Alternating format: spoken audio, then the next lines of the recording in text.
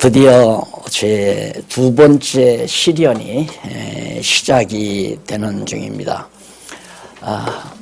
누가 저한테 꼭 이렇게 시련 장면이 다 25장까지도 계속되고 그 이후에도 계속되는데 다 시련인데 1차, 2차, 3차로 나눈 이유가 있습니까? 라고 묻더라고요.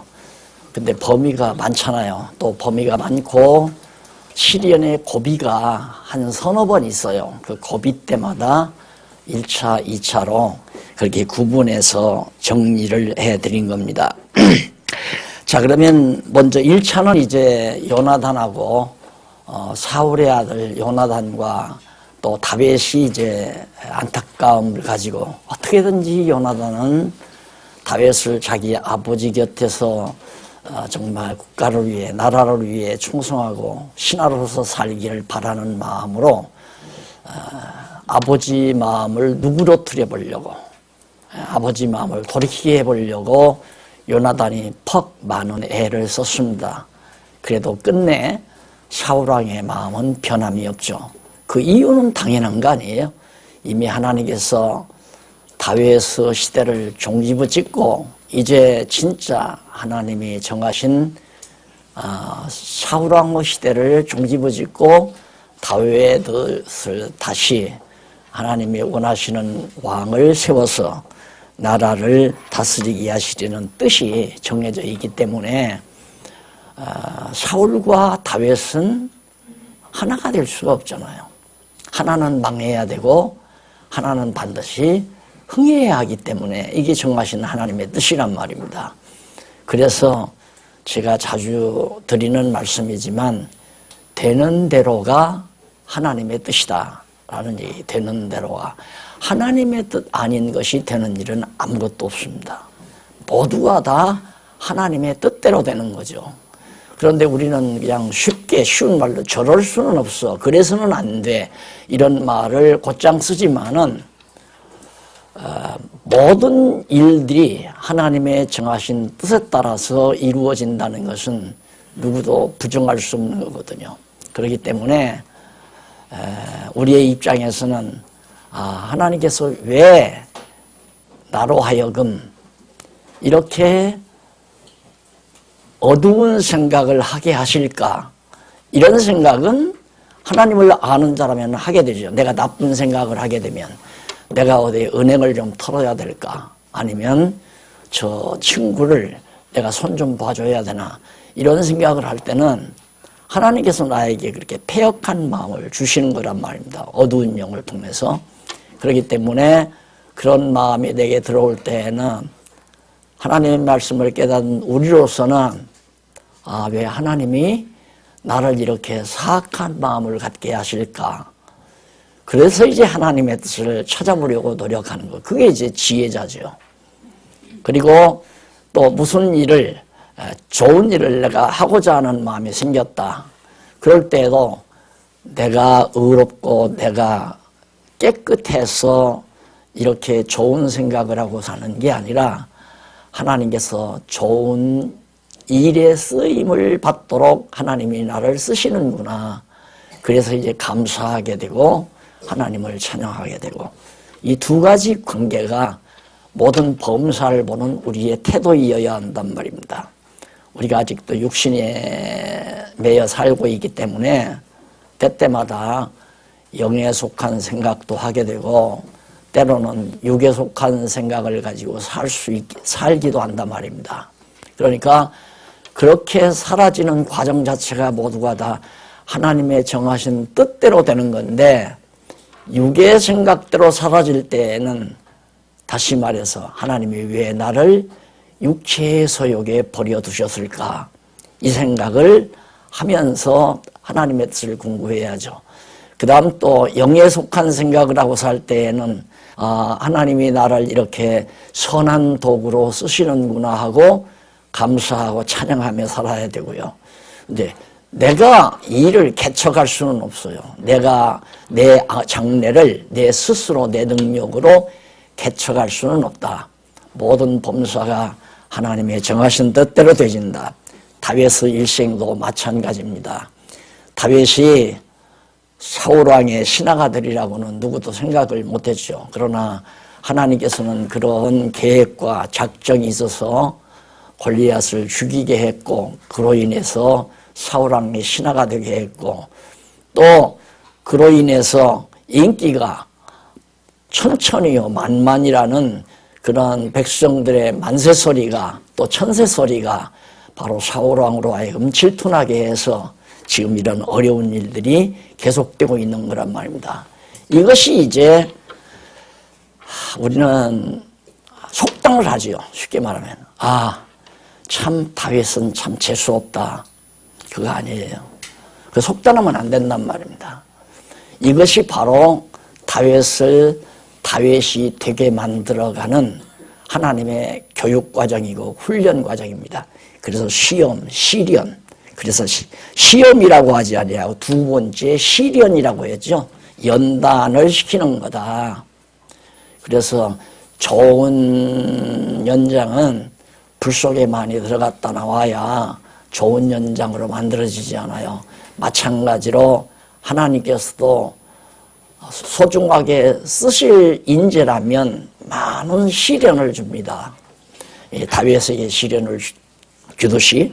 그렇기 때문에 이런 시련은 하나님 앞에서는 나쁜 것이 아니라 다 합력하여 좋은 일을, 선한 일을 이루시는 결과가 된단 말입니다. 모든 것이. 그래서 여호와 하나님을 아는 자들에게는 좋고 나쁜 일이 없다. 초등부 학생이라면 한번 따라서 하라고 했으면 좋겠는데 여호와를 알고 경외하는 자에게는 절대 좋은 일과 나쁜 일이 없다. 모든 범사가 다 아름답고 선한 일을 이루어가는 과정일 뿐이다. 이 생각은 항상 기본적으로 깔고 살아야 해요. 기본적으로. 그래서 살아가시다가 어떤 좀 불길한 일, 세상적으로 인간적으로 불길한 일을 당했다 하더라도 그것 때문에 고민하거나 괴로워하거나 좌절하거나 실망하거나, 그건 하나님 여호와를 모르는 자들에게서 있을 수 있는 일이지, 여러분들처럼 지금 이렇게 여호와 하나님 경외하기를 배워가는 여러분들은 그렇게 안 되지는 거죠. 안 그래요? 배웠으니까 꼭 내 욕심대로만 일이 돼야 된다는 것, 이게 이제 우리의 기본 생각이란 말입니다. 내가 원하는 대로, 내가 꿈꾸는 대로, 내가 계획한 대로 모든 일은 잘 이루어져야 된다.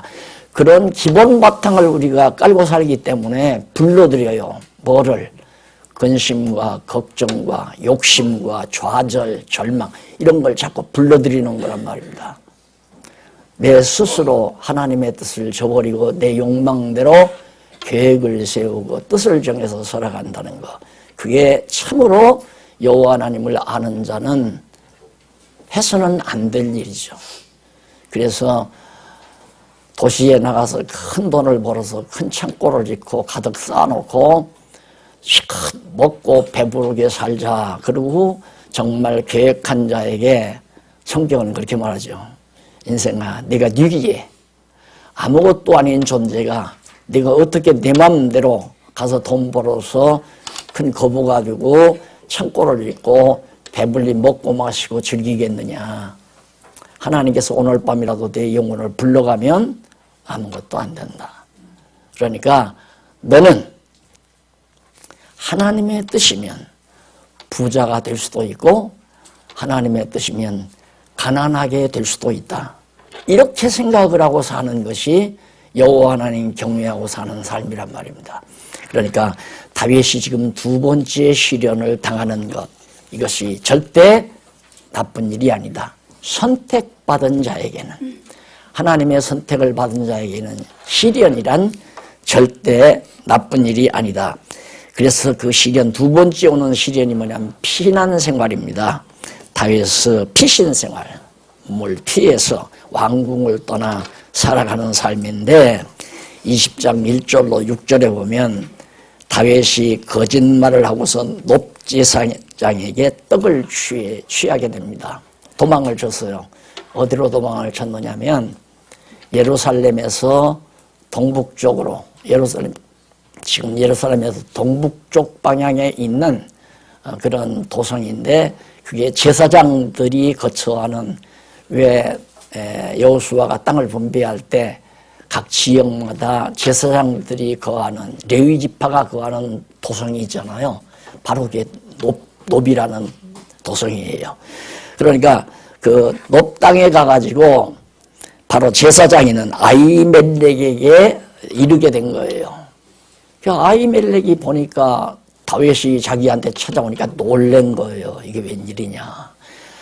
다윗 사위에다가 다윗 신복 신하에다가 정말 인기 높은 그런 사울왕의 신하인데 다윗을 보자마자 이거 내가 뭐 잘못한 게 있나 싶어가지고 두려워 떨었단 말입니다. 그러니까 지금 왜 그렇게 당신이 여기 혼자 이렇게 왔습니까? 왕궁을 떠나서. 그러니까 이제 바로 다윗이 거짓말을 한 거예요.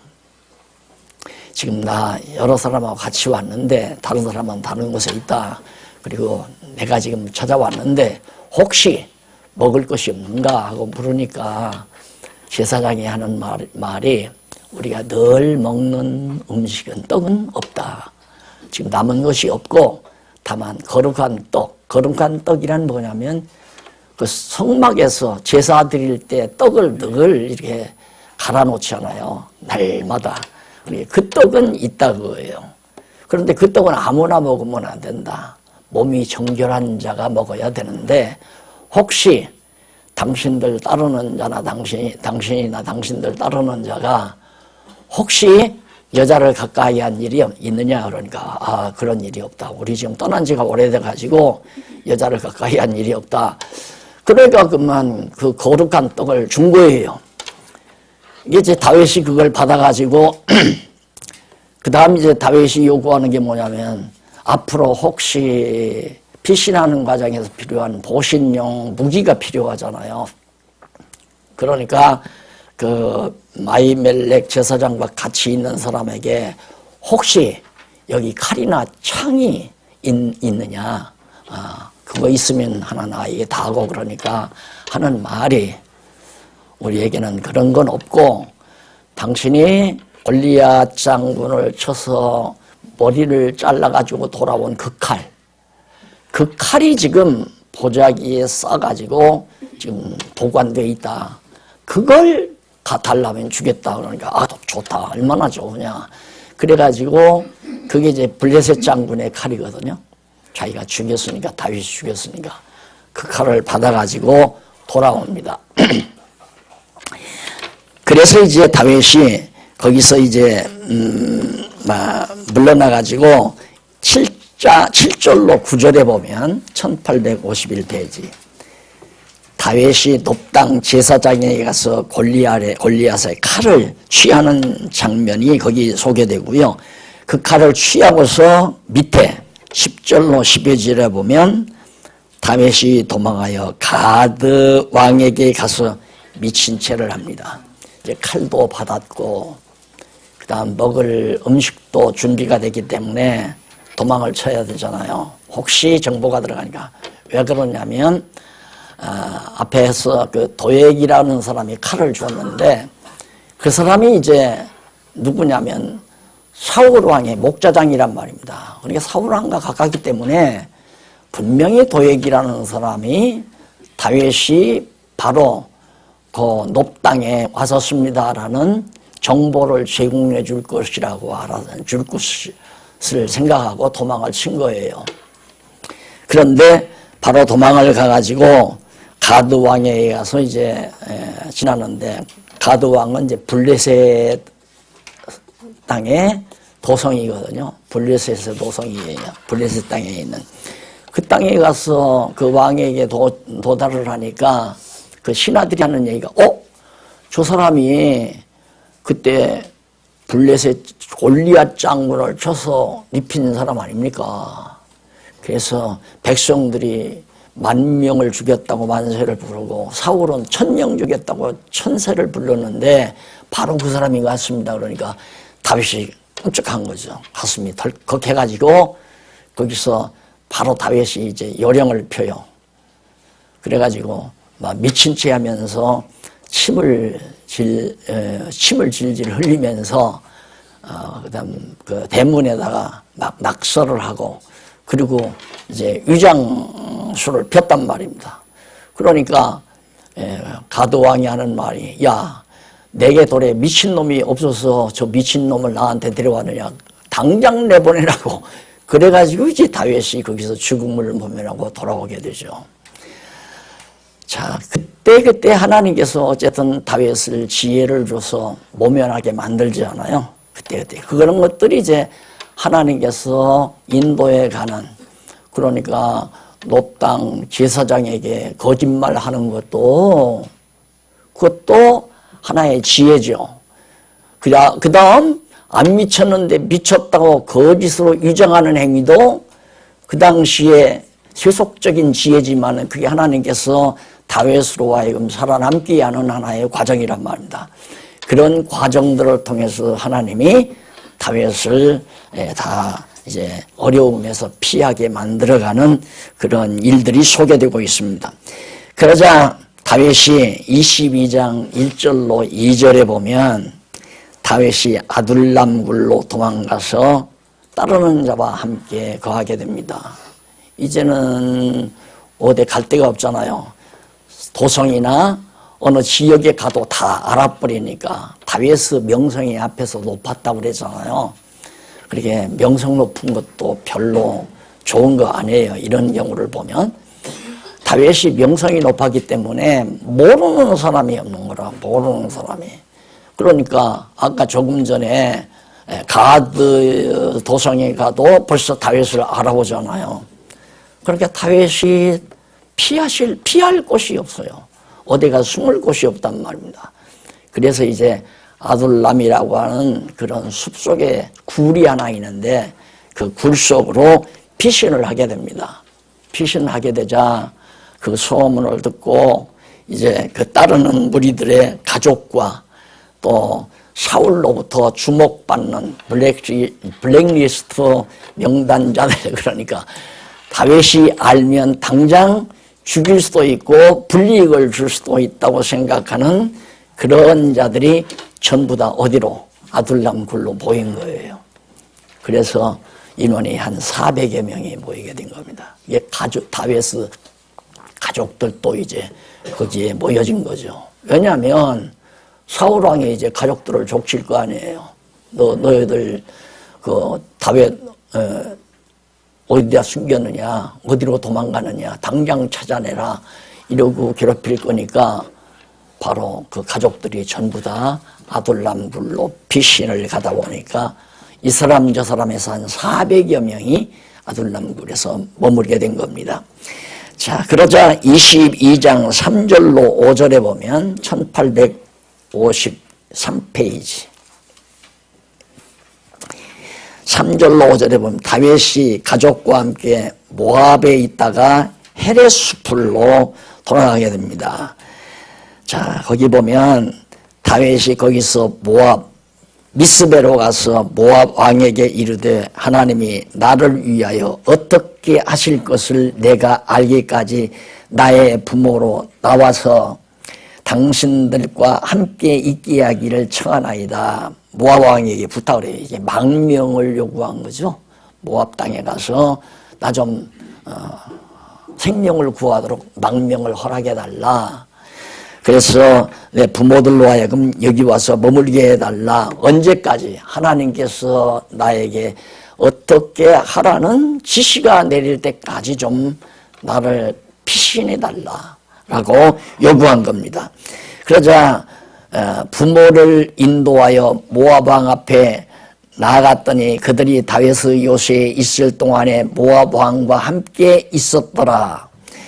모압 왕제 그러니까 부모를 인도하여서 모압 앞에 나갔는데 그들이 다윗의 요새에 있을 동안에 모압 왕과 함께 이제 망명을 허락해 줘서 가족들이 있게 된 거란 말입니다. 그래서 선지자 가시 그때 이제 선지자 가시라는 사람이 있었는데 다윗에게 이르되 이 요새에 있지 말고 떠나 유다 땅으로 들어가라. 다윗이 떠나 헤렛 수풀에 이르니라. 이 모압에 망명하지 말고 너는 당장 이 모압을 떠나서 유다 땅으로 들어가라 하는 선지자의 말을 듣고 수풀에 이르게 됩니다. 자, 이걸 보면 그때마다 하나님께서 꼭 적기에 필요한 적기에 인도자, 그 당시에는 선지자 예언자죠. 인도해 준다 이 말입니다. 지금으로 말하면 이제 내가 이거 어떻게 할까 근심하고 또 주저하고 있을 때 하나님께서 나를 바른 길로 인도하려면 배웠던 말씀이 기억난다거나 어떤 동력자를 만나거나 성도를 만나서 담소하면서 대화를 통해서 자기가 갈 길을 확정하도록 하나님께서 기회를 마련하는 거예요. 그래서 사람을 만나는 일, 서로 대화를 나누는 일, 건전한 대화죠. 이게 나쁜 일을 걸어가는 것도 마찬가지입니다. 나쁜 길을 걸어가는 것도 아무리 내가 좋은 일만 하고 좋은 길만을 가려고 해도 하나님께서 나쁜 길로 가게 하실 계획이 있으시면 어쩔 수가 없는 거예요. 여러분 기억하실걸요?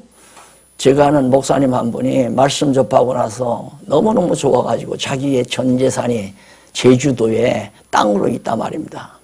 나한테 만나기만 하면 그래요. 목사님 저는요 제주도 땅만 팔리면 교회를 하나 개척하랍니다.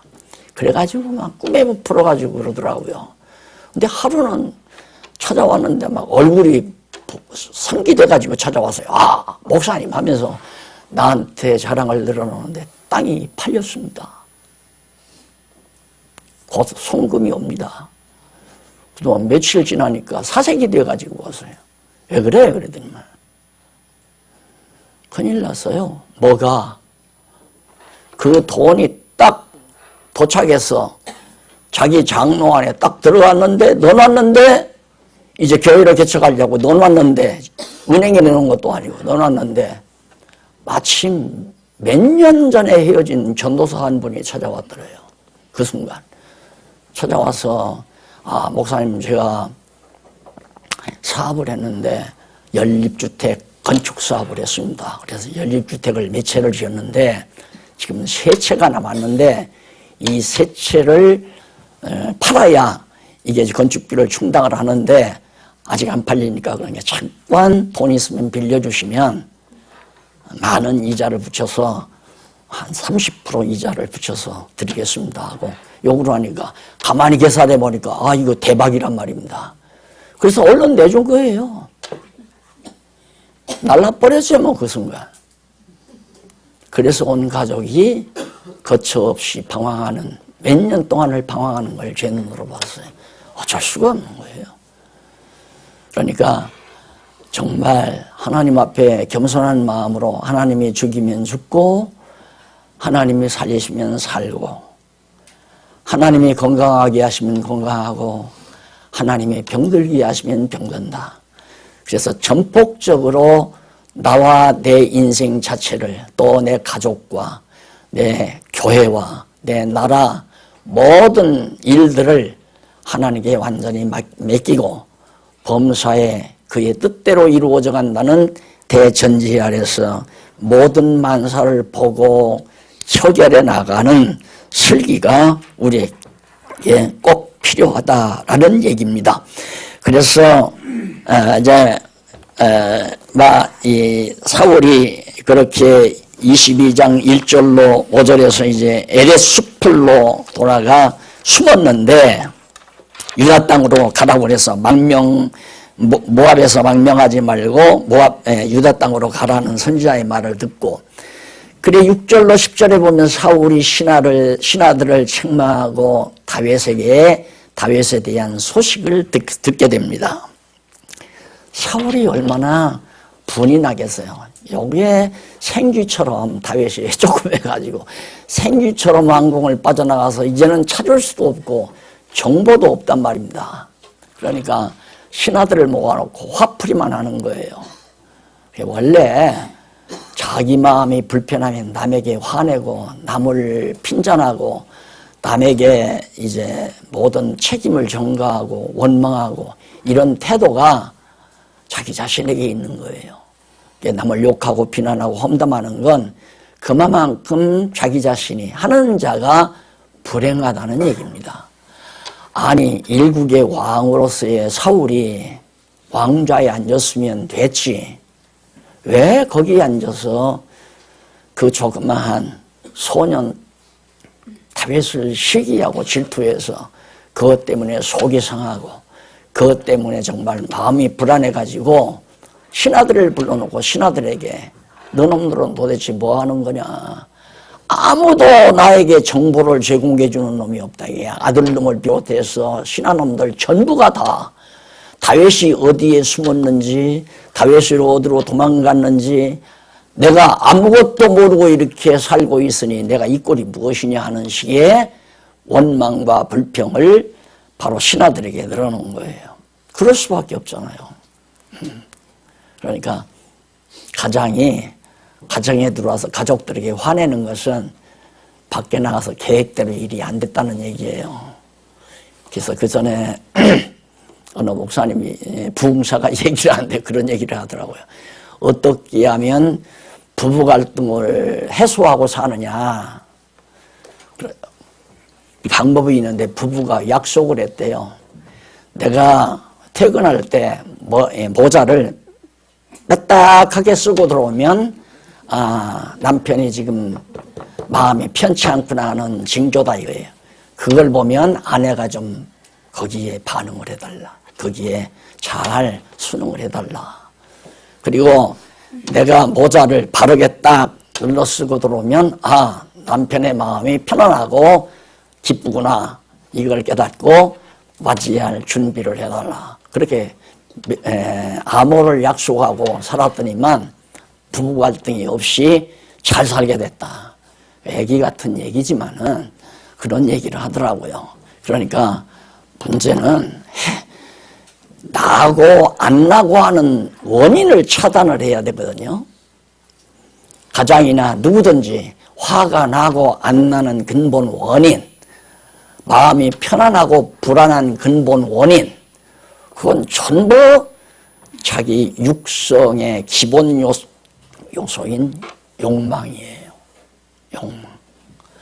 자기 육성의 기본 요소가 욕망이에요. 남보다 부자로 살고자 하는 욕망, 남보다 뛰어나고자 하는 욕망, 남을 이겨먹고자 하는 욕망, 남을 정말 멸시하고자 하는 욕망. 이런 욕망으로부터 시작해서 결국 자기 마음의 불안과 공포까지 찾아오게 되는 거란 말입니다. 그러니까 그걸 차단하는 방법, 욕망을 차단하는 방법은 여호와 하나님을 아는 지혜밖에는 없어요. 여호와를 알면 내가 죽는 날까지, 나서 죽는 날까지 모든 내 삶의 과정을 하나님이 각본을 정해 놓으시고 그렇게 살아가도록 인도하시는 분이 여호와 하나님이다. 그게 여호와 아니에요? 그러니까 그런 여호와를 알면 욕망이 나올 수가 없죠. 설령 욕망이 나와가지고 욕심 때문에 불안하기 시작하면 벌써 사인이 오는 거 아니에요? 내가 왜 이렇게 불안할까? 생각해 보니까 아까 텔레비 방송을 볼 때 어느 노인이 노후 준비를 안 해가지고 아주 처절하게 사는 화면이 딱 나타났다 이거예요. 그러는 순간 그걸 보고 내 마음 가운데도 이거 나도 노후 대책을 세워야 되는데 어떡하나 이런 생각이 자연스럽게 내 마음에 파고 들어왔다. 그래서 이제 그런 원인을 분석해 보면서 내가 잠시 여호와 하나님을 기억지 못하고 잊어버렸구나 해서 정말 하나님의 말씀으로 욕망을 물리쳐버리면 근심 걱정이 사라져버리잖아요. 그러니까 우리는 보통 근심 걱정의 요인을 왜 근심하고 걱정하나? 세금을 내야 하는데 돈이 없으니까 이거거든요. 쉽게 말하면 세금을 내야 하는데 돈이 없으니까 근심하고 걱정한다. 맞아요. 현실적으로는 맞는 일이에요. 그러나 근심하고 걱정한다고 해서 돈이 해결되느냐 이 말이에요. 모르겠다. 집안 와서 다 차압을 붙이겠으면 붙이는 거고, 해결하시려면 하나님께서 해결할 길을 열어주실 것이지, 그리고 하나님을 딱 의지하고 편안한 마음으로 하나님이 나를 어떻게 인도해 가실까? 바로 다윗에게 선지자가 나타나서 유다 땅으로 들어가라. 너 망명 생활하지 말고 유다 땅으로 들어가라. 길을 인도하듯이 하나님께서 길을 인도할 여건을 하나님이 마련해 주신다. 그런데도 바로 다윗은 그렇게 때때마다 적당하게 하나님께서 인도해 가지만 사울 왕에게는 일절 그런 게 없잖아요.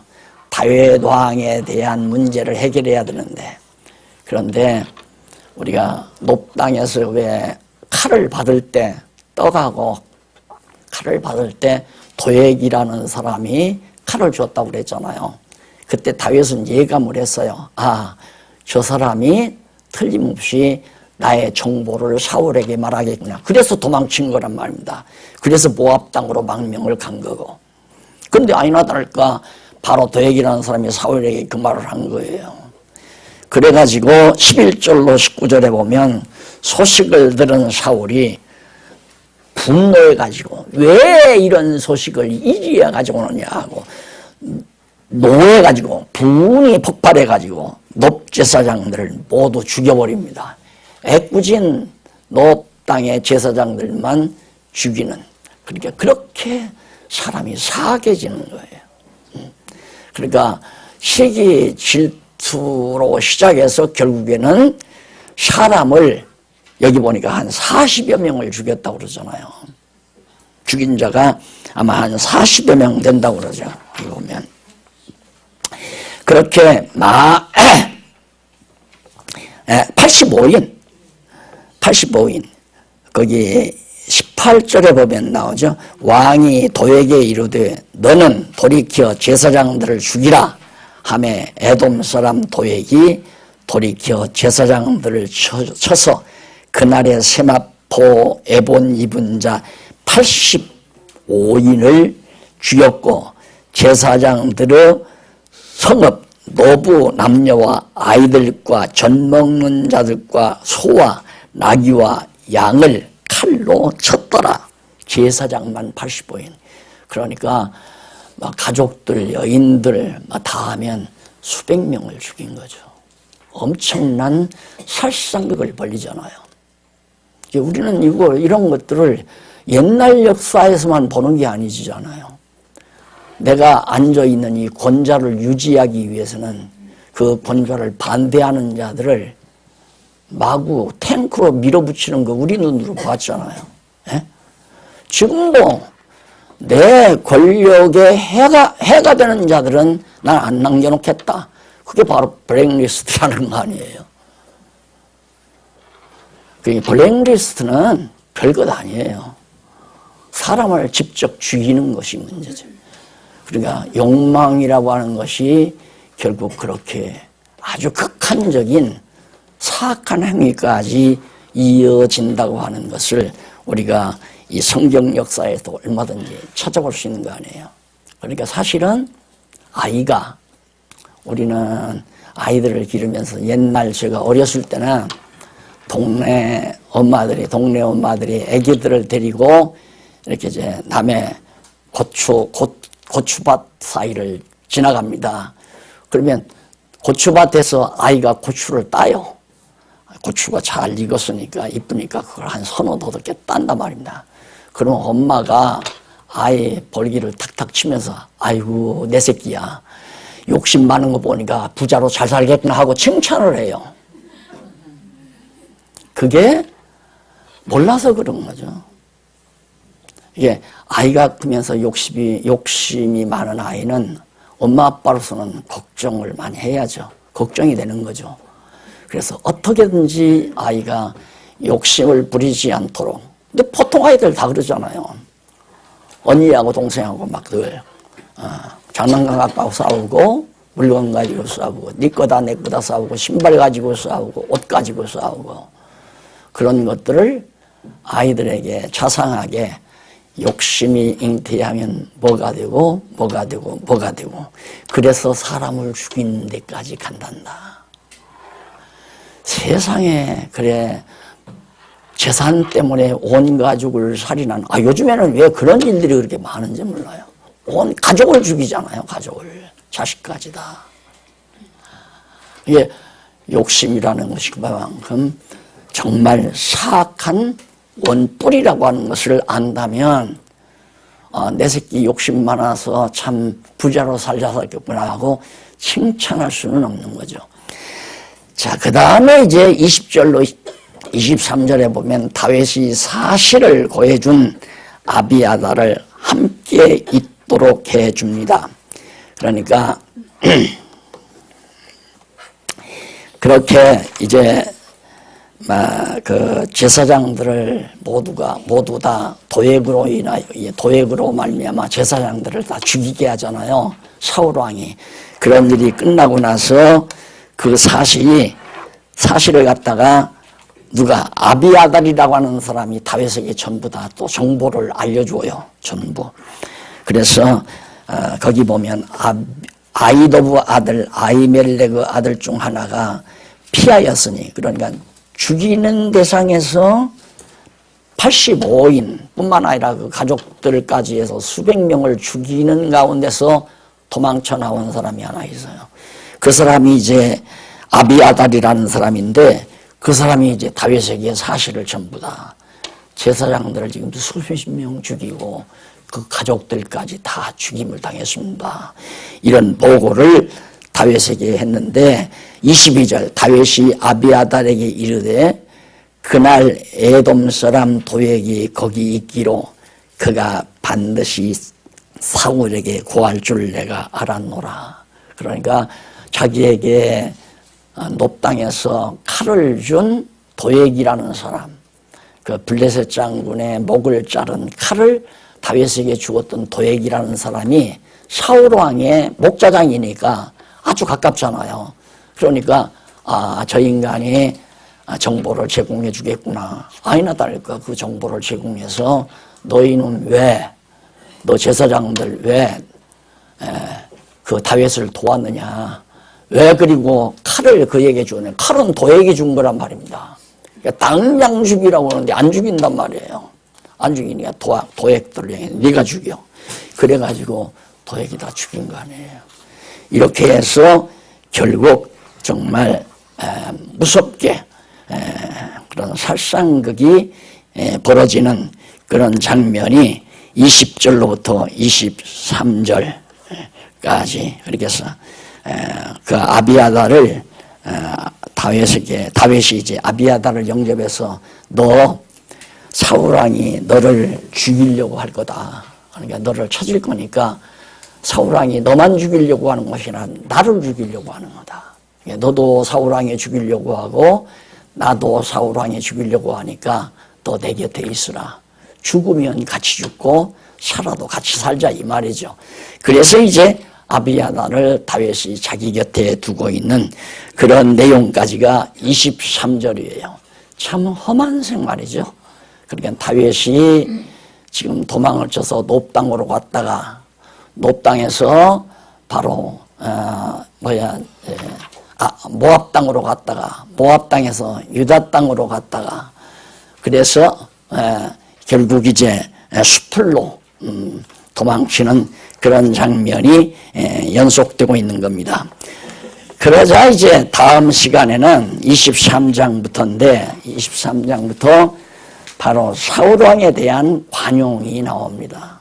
자, 이게 참 그냥 글자로 이렇게 써놓은 게 아니에요. 글자로 이렇게 써놓은 게 아니라 이걸 읽으면서 하나님이 섭리하시는 원리를 그 속에서 발견하고 그 내용을 이렇게 주제로 발제를 해 나온 거란 말입니다. 그러니까 성경을 한번 읽거나 강론집을 한번 읽고 주제만 쫙 보고 나가면 진리에 대한 핵심 뼈대가 쭉 살아서 머리에서 움직여 나가게 되죠. 하하, 어떻게 사울왕은 그렇게 사악한데, 처음에야 질투심에서 시작이 됐지만 마지막에는 수백 명을 살상하는, 수백 명을 죽이는 그런 잔인한 행위까지 하는 사울인데, 반대로 다윗은 죽이려고 하는 행위를 피해서 도망쳐 다니는 다윗은 어떻게 보면 더 증오심이 불탈 거 아니에요. 두고만 보자. 기회만 다면 내가 너를 먼저 해치우겠다. 이런 생각은 보통 있을 수 있는 거 아니에요? 그런데 그게 아니라 말입니다. 골리앗 앞에 갈 때부터 알아봤잖아요. 너는 칼과 창을 의지하고 내게 나왔지만 나는 네가 모독하는 여호와의 이름으로 나오라. 여호와의 이름을 가장 소중하게, 가장 힘있는 것으로 믿고 생각하는 바로 다윗임을 우리가 그때 알아왔잖아요. 지금도 마찬가지죠. 너 암만, 사울왕 당신이 암만 나를 죽이려고 추격해봐라. 하나님이 내 생명 지켜주신다. 그거 아니에요? 그렇기 때문에 마음껏 관용을 베풀 수 있는 여유가 생기는 거죠. 그래서 결론적으로 말씀드리지만은 여호와를 깨달아 아는 이 지혜라고 하는 것, 여호와를 깨달아 알고 경외하는 지혜나 지식은 참으로 무엇과도 바꿀 수 없는, 어느 것과도 바꿀 수 없는 보화입니다. 나를 나되게 해가는 보화죠. 화날 때 화를 가라앉히는 보화, 걱정할 때 걱정심이 없게 하는 보화, 잔인해야 할 때 도리어 너그럽게 하는 보화, 이런 보화가 세상에 어디 있어요. 그래서 여호와의 이름을 아는 귀한 이 보화 진리를 우리에게 주시는 하나님의 은혜가 얼마나 큰가를 다시 한번 확인할 수가 있습니다. 이제 오늘 특별 또 기도회죠? 네. 없어요? 오늘 없어요? 그러면 왜 그럴까요? 내가 생각을 잘못. 그러면 계속해서 합시다.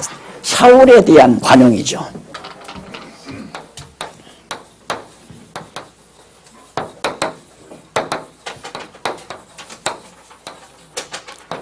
(23장에서부터) 25장까지. 24장.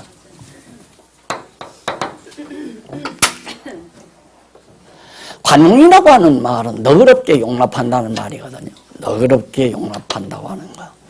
예를 들어서 남이 나를 막 사정없이 험담하고 비난해도 입꼬리를 올릴 수 있는 너그러움.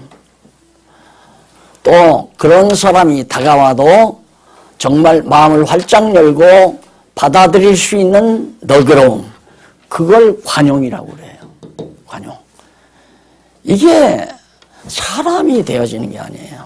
어떤 수련을 써서 되는 게 아니란 말입니다. 산속에 가서 세속을 떠나 눈을 감고 명상하고 수련 쌓는다고 해서 관용해지는 게 아니라 이 말이에요. 문제는 이거예요. 왜? 이 두뇌가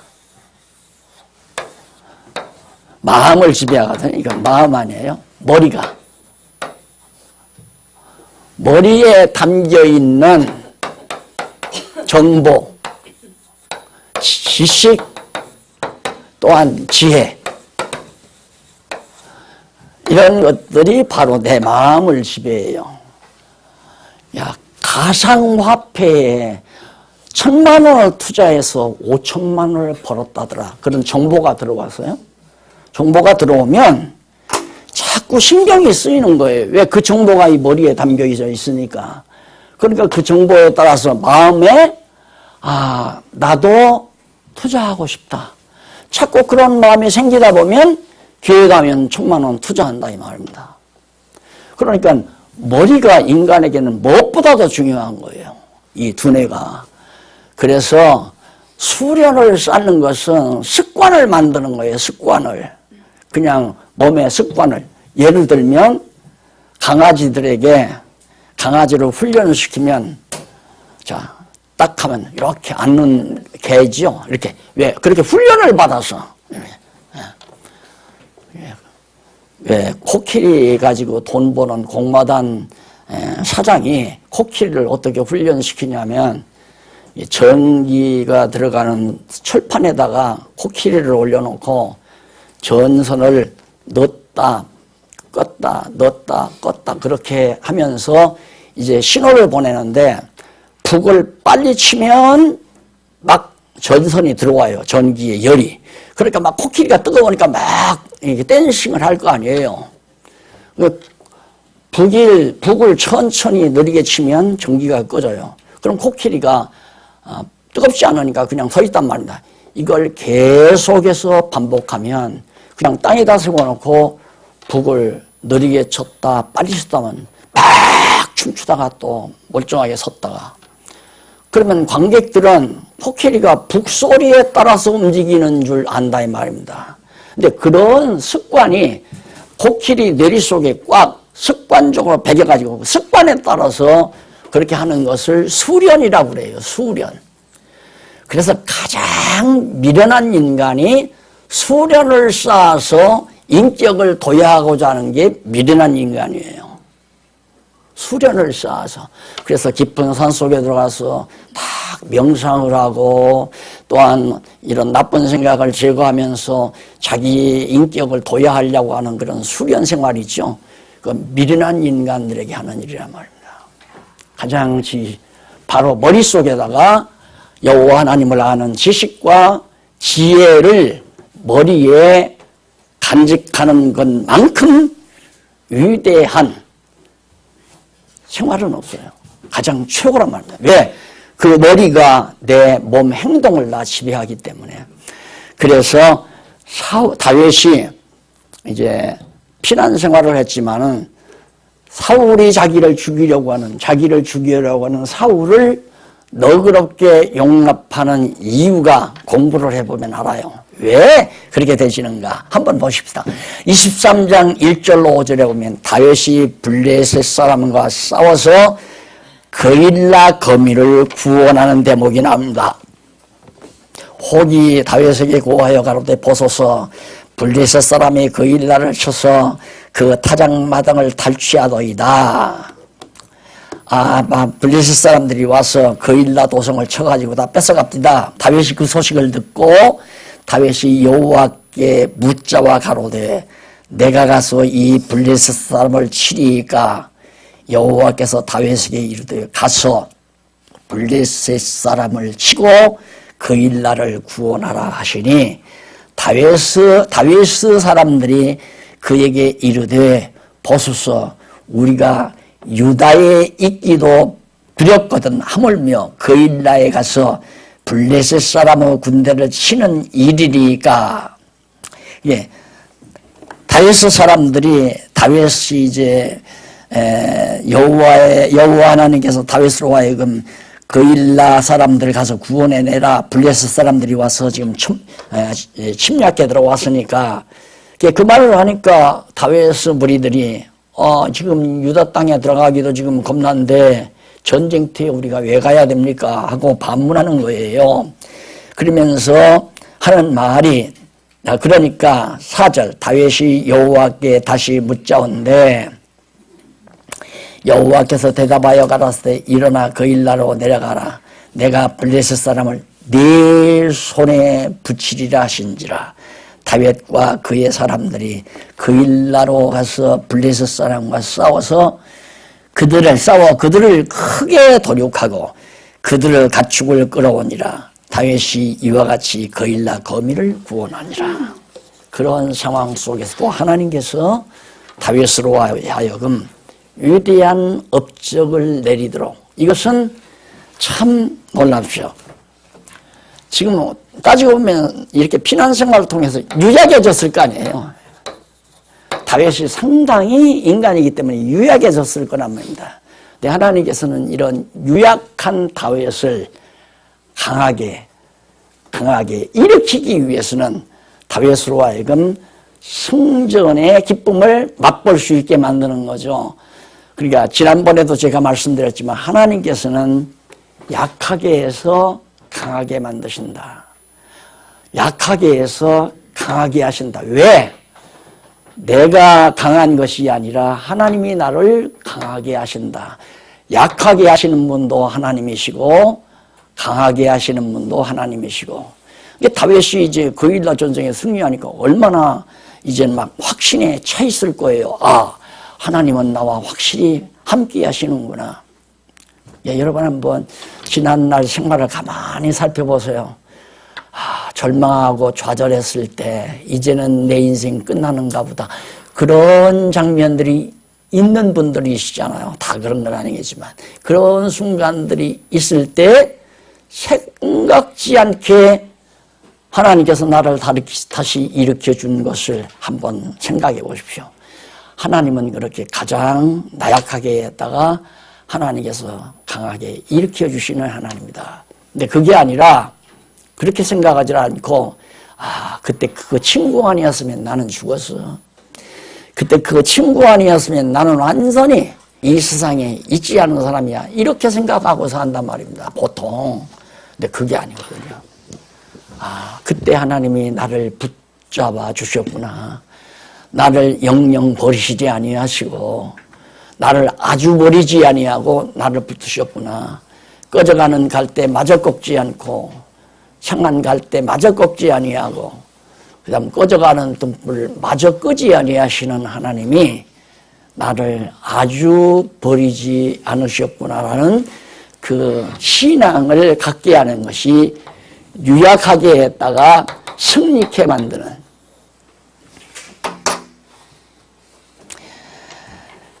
자, 그 다음에 이제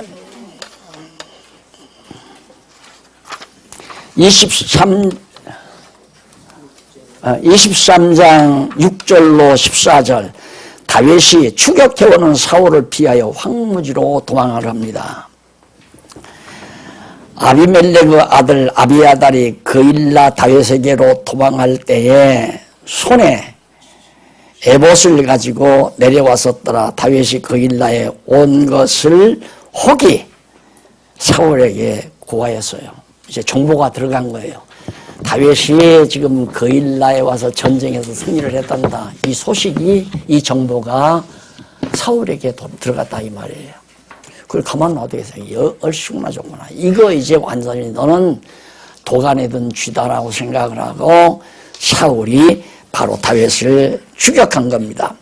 그래서 8절에 보면 사울이 모든 백성을 군사로 불러 모으고 그일라로 내려가서 다윗과 그 사람들을 에워싸려 하더니 9절 다윗이 사울로 자기를 해하려 하는 계교를 알고 제사장 아비아달에게 아까 피신했던 사람 있죠? 죽인 많은 사람을 죽이는 데서 그 신봉해주는 게 다윗과 함께 같이 사는 사람 이 아비아달에게 이르되 에봇을 이리로 가져오라 하고 다윗이 가로되 이스라엘 하나님 여호와여 사울이 나의 연고로 이 성을 멸하려고 그일라로 내어오기를 꾀한다 함을 주의 종이 분명히 들었나이다.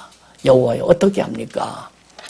그래서 다윗의 그 순환 생활, 이 시련 생활을 보면은 어려울 때는 반드시 여호와를 찾잖아요. 어려울 때는. 이게 이제 참 귀한 거죠. 무엇보다도. 어려울 때일수록 여호와를 찾는, 여호와의 이름을 기억하고 여호와를 부르는 그와 마찬가지로 우리의 삶도 사실 형통할 때는 잊어버릴 수가 있어요. 자꾸 형통한 일에 취해가지고 그래서 내가 형통할 때가 더 위험하다고 그런 얘기를 하죠. 왜 그러냐면 형통하면 왜 위험하냐면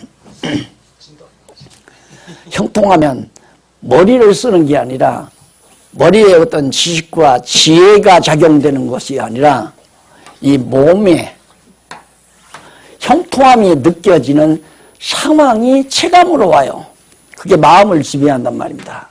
머리가 마음을 지배하는 것이 아니라 바로 몸에 좋은 옷 걸트리는 몸, 좋은 집에 들어가는 몸, 좋은 차를 타고 다니는 몸, 이런 것들이 체감으로 다가오는 거예요. 그 체감으로 다가오기 때문에 그 체감이 마음을 지배해요.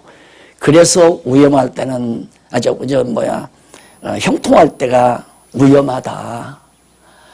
그 형통할 때 그렇게 이제 여호와 하나님보다는 방법을 생각하잖아요. 방법. 여기는 원리를 생각하고, 머리는 원리를 생각하고, 체감에서 오는 것은 어떻게 할까? 야, 내가 지금 타고 있는 것이 낡은 것이다. 구세대 것이다. 이제 형통해서 돈 좀 있으니 나도 좋은 차를 타고 싶다라고 하는 그 마음이 바로 머리에서 오는 게 아니라 체감으로 느껴진 마음에서 오는 거란 말입니다. 욕심, 그게 욕심이라 이 말이에요. 그래서 이제 실수를 하게 되고 자꾸 하나님을 잊어버리게 되고. 근데 어려울 때가 되면 어려울 때에는 이제 이런 마음보다도 자꾸 머리로 생각을 하게 되죠. 그래서 여호와 하나님을 어려울 때도 의지하게 되는. 애기들도 길러보면 애기들이 편안하면 자꾸 엄마 곁을 떠나려고 하잖아요. 지 맘대로 살려고. 그런 과정이 있기 때문에 바로 여기 지금 사울왕도 이런 결과를 낳게 됩니다. 자, 다음 시간에 바로 이제 황무지로 도망하는 다윗의 생활부터 우리 구체적으로 좀 설명하고 오늘 강의 여기서 마무리합니다. 기도하십시다. 자비하신 아버지 하나님, 오늘 우리들에게 귀한 말씀 함께 나누도록 섭리하셨습니다. 우리 각자의 마음속에 주께서 늘 역사하셔서 잊어버리지 말아야 될 여호와의 이름을 항상 기억나도록 성령께서 우리를 지켜주시옵소서. 어려울 때나 형통할 때나 변함없이 오직 여호와의 이름만을 의지하고 사는 슬기롭고 지혜로운 종들 되게 해 주시옵소서. 예수님